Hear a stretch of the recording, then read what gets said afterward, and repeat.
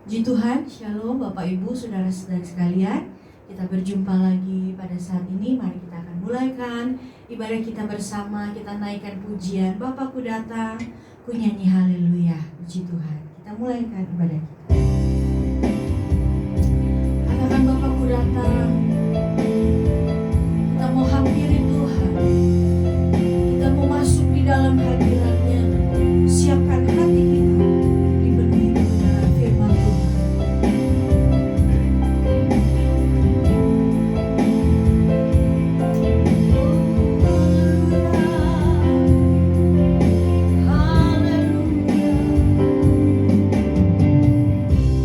Bapakku datang.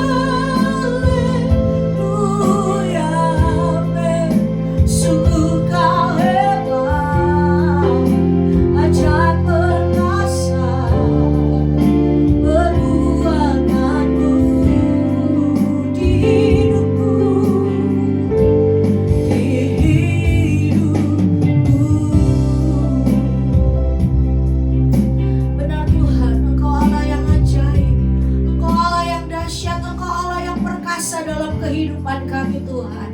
Dan saat ini Tuhan Yesus, kami yakin dan percaya Engkau ada bersama dengan kami Tuhan. Di dalam ibadah kami saat ini Tuhan, kami yakin dan percaya Tuhan Engkau hadir menjamah setiap kami Tuhan Yesus. Kami yakin Tuhan, saat ini kami siapkan hati kami untuk dipenuhi kebenaran firman-Mu. Berbicaralah ya Tuhan lewat hamba-Mu, nyatakanlah isi hati-Mu atas hamba-Mu Tuhan Yesus, sehingga setiap kami yang mendengar firman-Mu, kami dikuatkan, kami dibaharui, kami diteguhkan, kami ditegur, dibentuk oleh kebenaran firman-Mu Tuhan Yesus. Beracaralah Tuhan, dimanapun kami berada saat ini, kuasa Tuhan bekerja atas setiap kami. Segala kuasa bukan daripada Engkau. Kami tolak patahkan dalam nama Tuhan Yesus Kristus. Kami serahkan jalannya firman Tuhan di dalam nama Tuhan Yesus Kristus. Haleluya. Amin. Puji Tuhan, Bapak Ibu Saudara sekalian, firman Tuhan akan dilayani oleh Bapak Gembala. Saya serahkan kepada Bapak Gembala.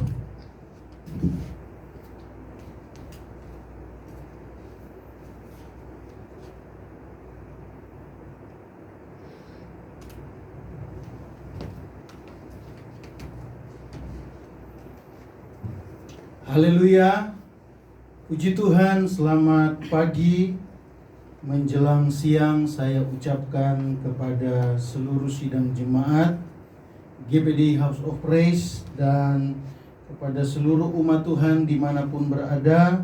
Kita berjumpa bertemu lagi saudara-saudara lewat rekaman video di mana saudara-saudara kita berbakti hari-hari ini di rumah dan kita saling menjangkau, saling mendoakan, saling menasehati dan saling kita memberi kekuatan satu dengan yang lain di hari-hari ini, karena kita tahu saudara-saudara hari-hari ini akan semakin hari semakin jahat, tapi kita harus percaya bahwa Tuhan Yesus yang kita sembah tidak pernah meninggalkan kita. Saya berharap dan saya percaya saudara dalam keadaan baik, sehat, saudara kuat, diberkati oleh Tuhan.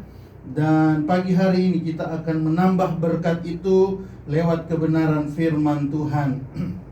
Kita buka Alkitab kita bersama-sama, Filipi pasalnya yang ketiga, ayatnya yang ke-10. Surat Rasul Paulus kepada jemaat yang ada di Filipi, dan kita baca Filipi pasalnya yang ketiga, ayatnya yang ke-10. Saudara membuka Alkitab, melihat di Alkitab saudara masing-masing, di handphone saudara, dan saya akan membacakan firman Tuhan yang berkata demikian. Filipi 3 ayatnya yang ke-10. Yang ku kehendaki ialah mengenal Dia dan kuasa kebangkitannya dan persekutuan dalam penderitaannya, di mana aku menjadi serupa dengan Dia dalam kematiannya. Kalimat yang pertama di sana dikatakan yang ku kehendaki ialah mengenal Dia dan kuasa kebangkitannya. Yang Paulus inginkan, yang Paulus rindukan adalah mengenal Dia dan kuasa kebangkitannya. Minggu yang lalu saudara-saudara kita sama-sama sudah merayakan, bahkan memperingati, merenungkan hari di mana Tuhan Yesus mati berkorban untuk saudara dan saya, di mana Tuhan Yesus juga Dia bangkit, dan kita merayakan saudara-saudara sebagai hari Paskah, yaitu di mana hari pengorbanan, hari kebangkitan, hari kemenangan dalam kehidupan saudara dan saya. Dan saudara-saudara, ketika Yesus bangkit dari maut, Dia bangkit dari kubur. Kalau saudara melihat, perhatikan Alkitab, di sana Yesus menunggu selama 40 hari untuk Dia naik ke surga. Sebelum naik ke surga, saudara-saudara, Yesus ada di dalam dunia ini bersama dengan murid-muridnya selama 40 hari. Saya percaya Tuhan Yesus itu berkuasa.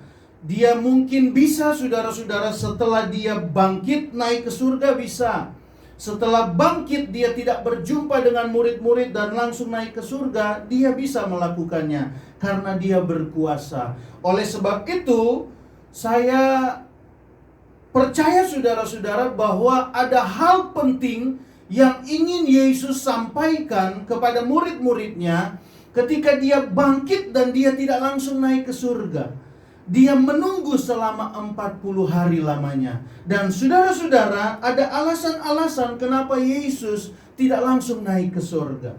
Dan saudara, yang menjadi alasan kalau kita melihat kenapa Yesus tidak langsung naik ke surga, menunggu selama 40 hari, karena dia sebelum dia meninggalkan murid-muridnya, dia ingin saudara mengajarkan kepada murid-murid bagaimana mereka harus memberitakan kerajaan Allah tanpa ada Yesus. Bagaimana mereka harus menyampaikan firman Tuhan. Bagaimana mereka harus melayani Tuhan, melayani pekerjaan Tuhan tanpa ada Yesus. Yesus mengajarkan mereka metode, Yesus mengajarkan mereka bagaimana hidup mereka harus dalam pelayanan. Itu yang pertama. Dan yang kedua, kenapa Yesus menunggu selama 40 hari? Karena saudara-saudara, ketika Yesus bangkit, dia ingin menampakkan dirinya kepada seluruh manusia, seluruh murid-muridnya, kepada umat-umatnya, supaya mereka boleh melihat, bisa melihat, dan mereka menjadi saksi akan kebangkitan Yesus.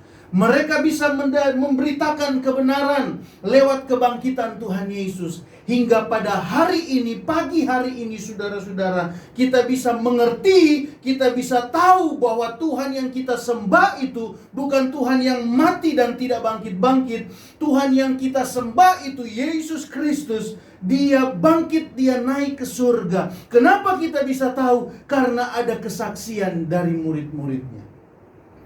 Dan itulah alasan kenapa Yesus menunggu selama 40 hari lamanya. Dan kita harus yakin, saudara, sebagai orang percaya, sekali lagi, kubur kosong membuktikan Tuhan Yesus yang kita sembah, dia hidup. Dan ketika dia hidup buat saudara dan saya. Amin, saudara-saudara. Ayatnya yang ketiga di sana dikatakan, yang ku kehendaki ialah mengenal dia dan kuasa kebangkitannya. Saya katakan tadi alasan kenapa Yesus tinggal dalam dunia ini, masih tinggal selama 40 hari, karena dia sengaja ingin menampakkan dirinya kepada murid-muridnya. Yang tadi saya katakan, supaya saudara-saudara Yesus bisa mengajarkan bagaimana mereka harus memberitakan firman Tuhan. Yang kedua, mereka harus menjadi saksi atas kebangkitan Tuhan Yesus. Dan yang ketiga, kenapa Yesus sengaja menampakkan diri kepada murid-muridnya?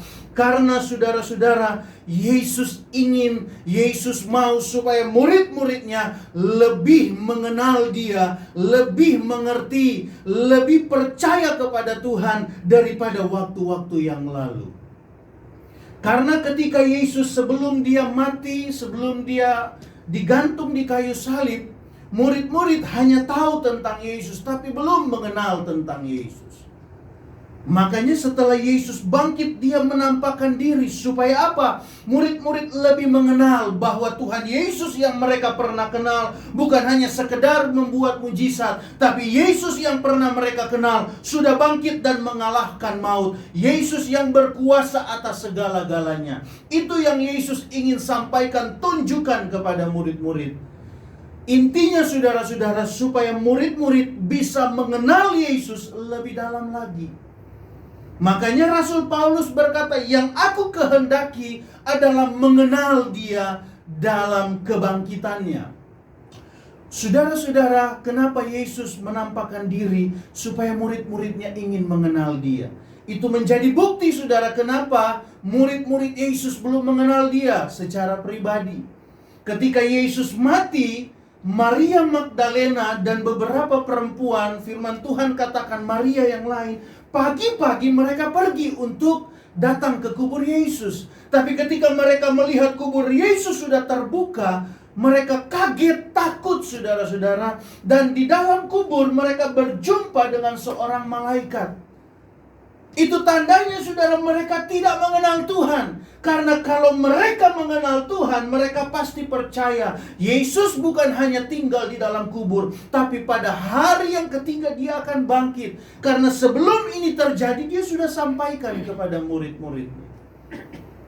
Tapi murid-murid tidak mengenal dia, saudara.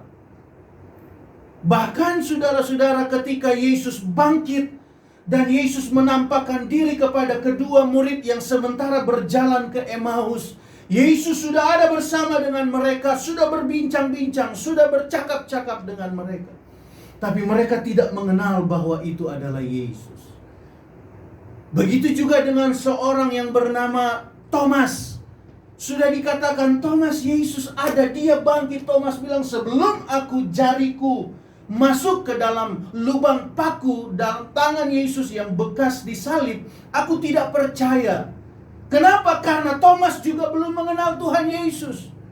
Yesus menampakkan diri kepada murid-murid yang lagi menjala ikan. Yesus berkata dari kejauhan, adakah lauk pauk daripadamu? Orang-orang murid-murid yang pada waktu itu dari jauh mereka melihat siapakah orang itu? Dan menandakan saudara-saudara bahwa murid-murid ini belum juga mengenal Tuhan. Mereka hanya tahu tentang Tuhan Yesus. Tahu dan kenal itu beda, saudara. Saudara dan saya bisa tahu bahwa presiden kita adalah Joko Widodo, tapi belum tentu kita mengenal dia. Belum tentu kita tahu apa yang dia suka, apa yang dia kerjakan setiap hari, apa yang dia inginkan pagi, siang, sore, dan malam. Nah, murid-murid seperti itu hanya mengetahui. Itu sebabnya saudara-saudara, Yesus menampakkan diri kepada murid-muridnya supaya apa? Dia bisa, murid-muridnya ini bisa mengenal dia dan kuasa dari kebangkitan Tuhan Yesus Kristus. Sekali lagi Yesus berusaha menampakkan diri kepada murid-murid supaya dia ingin murid-murid bisa mengenal dia. Pagi hari ini saudara-saudara, Yesus menghendaki juga hal yang demikian dalam hidup saudara dan saya. Ketika dia bangkit, bukan hanya sekedar kita mengetahui, bukan hanya sekedar kita memperingati akan hari Paskah, bukan hanya kita sekedar tahu dari mungkin guru sekolah minggu, dari seorang pendeta, tapi benar-benar saudara, Yesus inginkan saudara mengenal dia secara pribadi. Karena belum tentu kita jadi orang Kristen, kita mengenal Tuhan. Yeremia pasalnya yang keempat di sana dikatakan, umatku bodoh karena mereka tidak mengenal Tuhan. Umatku ini bodoh, kata firman Tuhan, karena tidak mengenal Tuhan. Umat bicara tentang murid-murid, bicara tentang orang Kristen. Bahkan dalam kitab Hosea pasalnya yang keempat, firman Tuhan berkata, umatku binasa karena tidak mengenal Tuhan. Jadi orang Kristen, jadi umat Tuhan, kalau tidak mengenal Tuhan, firman Tuhan katakan mereka adalah orang Kristen yang bodoh. Mereka adalah umat Tuhan yang akan binasa. Kenapa? Karena tidak mengenal Tuhan, tidak mengenal Allah. Oleh sebab itu saudara-saudara, mengenal Allah itu sangat penting dalam kehidupan saudara dan saya. Sekali lagi, sia-sia kalau kita jadi Kristen tapi kita tidak pernah mengenal Tuhan. Sia-sia kita jadi orang percaya kalau kita tidak betul-betul mengenal siapa juru selamat kita, siapa Tuhan yang sudah berkorban, siapa Yesus yang sudah bangkit atas maut. Kita harus mengenal dia. Makanya dalam kitab Yohanes pasalnya yang ke-17, di sana dikatakan hidup yang kekal sorga itu hanya dimiliki oleh orang-orang yang mengenal Tuhan. Kerajaan sorga itu diwariskan kepada orang-orang yang mengenal Tuhan. Dan saya berharap orang yang mengenal Tuhan itu adalah saudara dan saya. Amin, saudara-saudara. Ayatnya yang ketiga di sana berkata begini, ayatnya yang ke-10, yang ku kehendaki ialah mengenal dia dan kuasa kebangkitannya. Kata mengenal, saudara-saudara, di sana dipakai kata ginosko. Dalam bahasa Yunani ginosko. Ada dua pengertian dalam kata ini ginosko, mengenal Tuhan, yang mengartikan ginosko itu adalah mengenal Tuhan dalam pemahaman atau pengetahuan. Dalam pemahaman kita belajar kebenaran firman Tuhan. Dalam pengetahuan kita mengenal Tuhan, itu kata ginosko. Tetapi arti yang kedua, kata ginosko mengenal ini adalah mengenal Tuhan secara pribadi. Ada hubungan saudara dan saya dengan Tuhan secara pribadi. Memang penting saudara-saudara kedua hal ini, pengetahuan, kebenaran firman Tuhan. Kita mengenal Tuhan lewat Alkitab, lewat firman yang kita baca, penting. Tapi penting juga saudara-saudara kita mengenal Tuhan lewat hubungan saudara dan saya dengan Tuhan secara pribadi. Saya gambarkan seperti sendok dan garpu, saudara, tidak bisa dipisahkan pengenalan akan Tuhan tersebut. Mengenal lewat pengetahuan, harus mengenal lewat hubungan pribadi saudara dan saya dengan Tuhan, itu juga harus. Kalau saudara hanya mengenal lewat pengetahuan, baca firman Tuhan, hanya tahu khotbah, oh ayat ini firman Tuhan ini terdapat di sini, ayat ini terdapat di sini, kalau Yesus perintahkan demikian terdapat di sini. Kalau kita hanya kenal Tuhan lewat pengetahuan, lewat kebenaran firman, saudara-saudara, kita bisa menjadi orang Farisi, ahli Taurat. Kita bisa menjadi orang yang cuma tahu kebenaran firman Tuhan, tapi tidak pernah mengenal Tuhan secara pribadi. Tapi sebaliknya saudara-saudara, kalau tanpa pengetahuan firman Tuhan, kita hanya mengenal Tuhan secara pribadi, doa terus-menerus, datang kepada Tuhan Yesus, bisa-bisa saudara dan saya jadi orang yang sesat. Karena tanpa pemahaman kebenaran firman Tuhan. Jadi yang Paulus katakan yang ku kehendaki adalah mengenal Dia, yaitu mengenal secara pengetahuan, bahkan saudara-saudara mengenal Tuhan dalam setiap pribadi kita dengan Tuhan. Hubungan kita lewat doa, lewat penyembahan, lewat kita menyanyi puji-pujian, kita sementara berhubungan dengan Tuhan secara pribadi. Kalau kita lihat di sini saudara-saudara, Rasul Paulus berkata bahwa Paulus mengenal Tuhan kalau dari segi pengetahuan, dia seorang Farisi. Dia tahu akan kebenaran firman Tuhan. Dia orang pintar, dia orang pandai, dia orang cerdas, saudara. Dia tahu, dia mengenal Tuhan lewat pengetahuannya, lewat pendidikan. Dan saya percaya kita orang Kristen, orang-orang percaya, kalau dalam segi pengetahuan kita sudah kenal Tuhan Yesus. Mungkin sudah dari kecil saudara belajar firman Tuhan, sampai hari ini saudara tetap belajar. Kita sudah mengenal. Tapi saudara, Tuhan menuntut kita bukan hanya mengenal lewat pengetahuan. Tuhan tuntut saudara dan saya supaya kita mengenal secara pribadi akan Tuhan Yesus. Paulus berkata, yang ku kehendaki adalah mengenal Tuhan. Yang Paulus inginkan bukan hanya mengenal Dia secara pengetahuan firman Tuhan, secara pikiran logikanya, tapi Paulus ingin benar-benar mengenal Tuhan lewat hubungan pribadinya dengan Tuhan Yesus. Dan itu yang Tuhan inginkan saudara-saudara dalam kehidupan kita. Mengenal Tuhan secara pribadi. Di tengah-tengah pandemi COVID-19, di tengah-tengah PSBB yang pemerintah berlakukan, dan saudara kita melihat di rumah-rumah, hashtag di rumah saja, mari hari ini kita imani bahwa kebangkitan Tuhan Yesus itu, yaitu dengan cara yang ajaib saudara-saudara.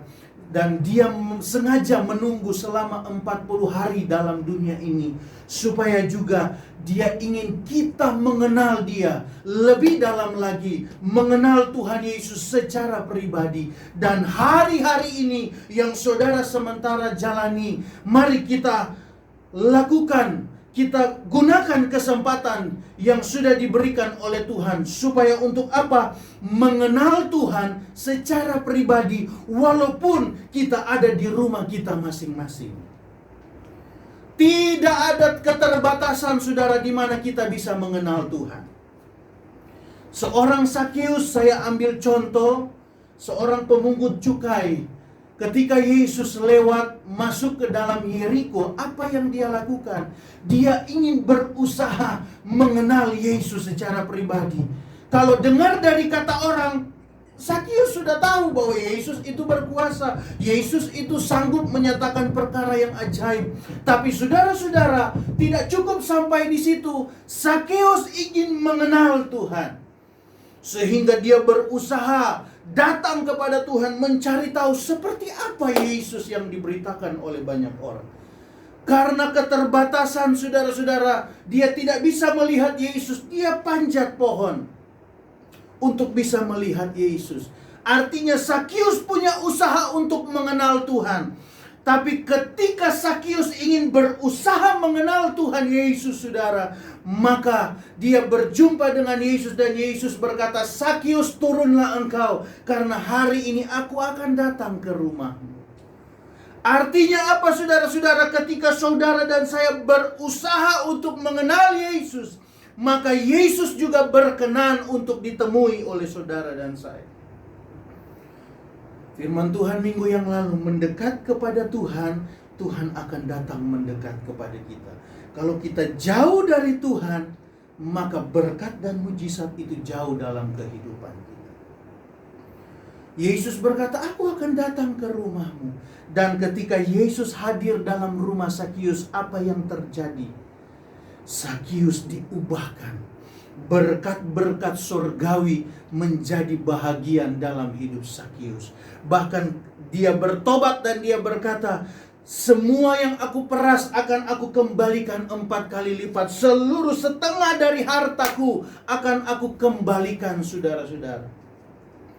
Jadi kita melihat ketika kita belajar mengenal Tuhan Yesus, ketika kita merindukan untuk mengenal Dia secara pribadi, maka Yesus akan datang dalam setiap rumah-rumah kita. Yesus akan datang dalam rumah tangga kita. Dan Yesus akan menyatakan berkat itu. Yesus akan menyatakan bahwa kitalah orang-orang yang mewarisi kerajaan sorga.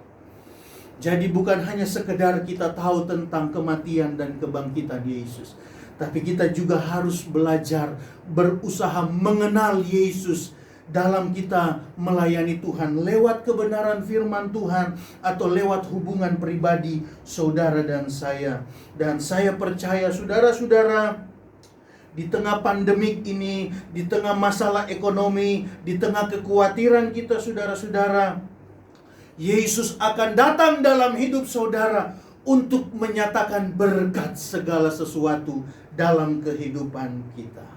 Saya kasih contoh saudara-saudara, ada satu kisah dalam firman Tuhan, anak sulung dan anak bungsu. Kita tahu bersama anak bungsu ini berkata kepada bapaknya, "Bapa, berikan harta yang menjadi bahagianku." Dan setelah itu dia pergi meninggalkan keluarganya.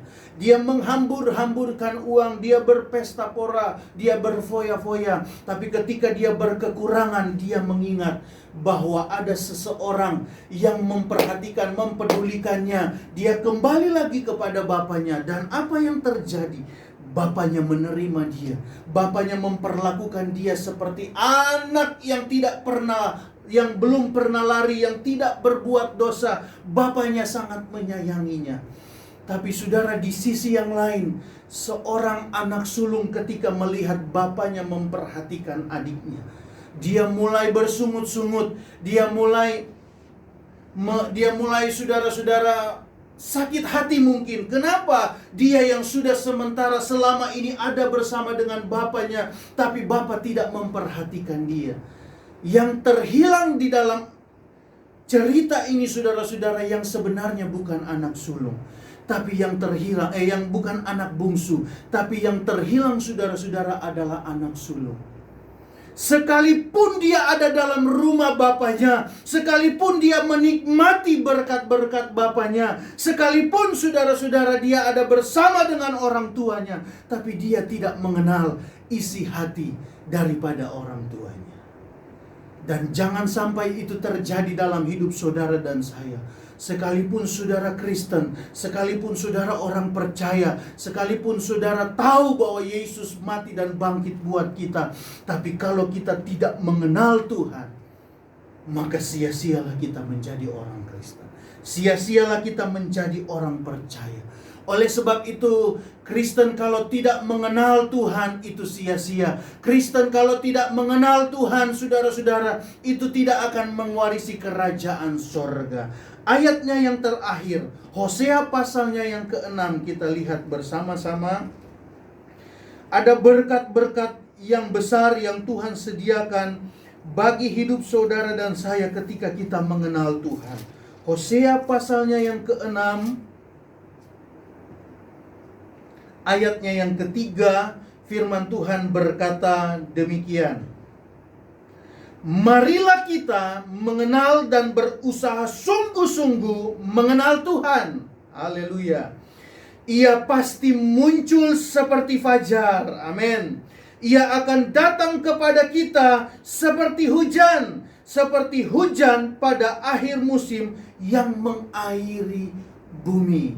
Itulah berkat-berkat yang akan datang bagi saudara dan saya ketika kita berusaha sungguh-sungguh menjadi orang Kristen yang mengenal Tuhan, menjadi orang Kristen yang mau mencari Tuhan, ingin berhubungan dengan Tuhan secara pribadi, lewat doa, lewat penyembahan, lewat ungkapan hidup saudara dengan Tuhan. Cara kita mengenal Tuhan. Dan saya percaya kalau kita berusaha sungguh-sungguh mengenal Tuhan, Tuhan akan datang dengan berkat yang melimpah di tengah hari-hari yang jahat yang saudara dan saya sementara hadapi.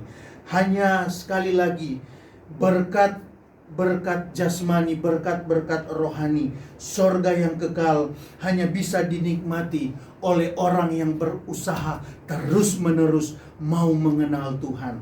Bukan hanya sekedar kita tahu dalam kebenaran firman Tuhan, tapi hati kita ini mengenal Tuhan secara pribadi lewat doa, pujian, penyembahan kepada Tuhan. Dan itu yang Tuhan inginkan buat saudara dan saya. Puji Tuhan, saudara-saudara, firman Tuhan sampai di sini. Saya percaya kalau kita berusaha dengan sungguh-sungguh mengenal Tuhan, Tuhan juga akan datang kepada kita dengan berkat, dengan keselamatan yang akan Dia janjikan dalam hidup kita. Tuhan Yesus memberkati seluruh sidang jemaat yang ada, dan saya kembalikan kepada pemimpin pujian. Puji Tuhan.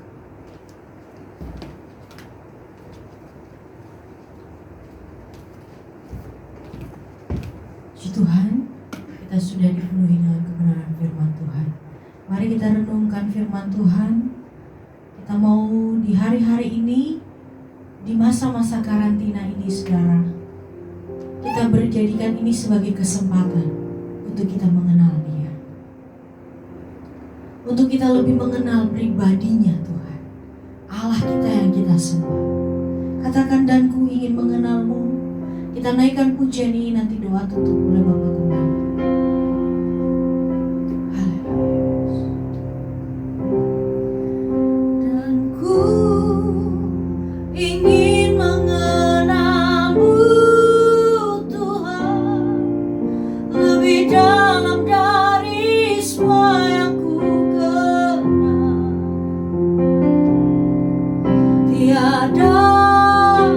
Kasih yang melebihi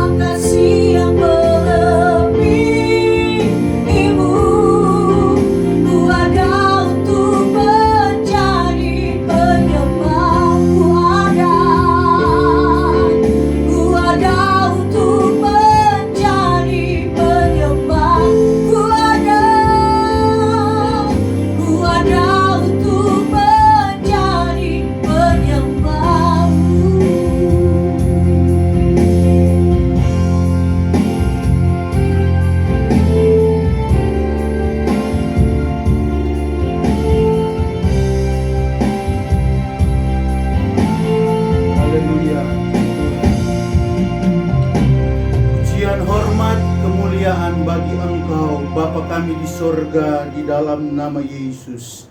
Pagi hari ini kami bersyukur Tuhan, karena Tuhan kembali mengizinkan kami untuk berbuat bakti, beribadah, memuji, memuliakan nama-Mu. Meskipun saudara-saudara Tuhan Yesus dalam keadaan yang terbatas, tapi kami percaya Tuhan sudah memberkati kami karena hati kami tertuju kepada Tuhan. Hati kami ada di dalam Engkau Tuhan, dan Engkau ada di dalam kehidupan kami. Oleh sebab itu hamba berdoa, berkati umat-umat-Mu yang sudah mengikuti jalannya ibadah dan sudah mendengarkan kebenaran firman-Mu. Tuhan berkati hidup daripada umat-umat-Mu, berkati keluarga, rumah tangga, berkati apa yang sementara dikerjakan dan direncanakan. Tuhan sertai, Tuhan tolong, Tuhan buat berhasil segala sesuatu. Bahkan sepanjang minggu yang akan berjalan ini Tuhan, kami berdoa Tuhan, biarlah Tuhan yang menjaga, Tuhan yang menolong, Tuhan yang akan memberkati umat-umat Tuhan. Sehingga terhindarlah mereka dari sakit penyakit, dari setiap virus yang sementara mewabah hari-hari ini, dari orang-orang yang berniat jahat, dari kuasa gelap, kecelakaan, bahkan maut sekalipun. Kami tolak semuanya itu di dalam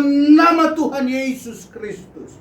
Sukacita dan damai sejahtera Tuhan mewarnai hidup dari umat-umat-Mu. Terima kasih Tuhan Yesus. Dan kami berdoa untuk jemaat Tuhan yang belum berkesempatan ikut dalam ibadah ini Tuhan, dimanapun mereka berada. Tuhan tolong, Tuhan jaga, lindungi, dan memberkati kehidupan mereka.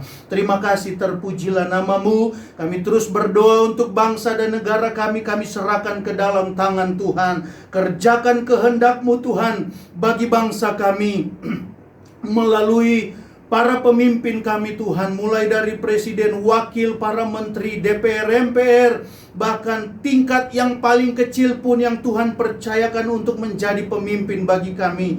Mereka menjalankan tugas mereka dengan takut akan Engkau, sehingga bangsa kami ini akan dipulihkan, dan bangsa kami ini akan dipenuhkan dengan damai sejahtera dari Tuhan. Terima kasih Tuhan, terpujilah nama-Mu Tuhan Yesus. Kami taruh serahkan seluruh kehidupan kami ke dalam tangan-Mu. Dimanapun kami berada Tuhan, jadikan kami berkat untuk kemuliaan bagi nama Tuhan. Terima kasih, terpujilah Tuhan. Dan hari ini kami akan mengakhiri ibadah kami Tuhan. Kami percaya berkat Tuhan sudah terjadi atas kehidupan kami semua. Dan pada akhirnya umat-umat Tuhan, marilah kita menerima berkat dari Tuhan.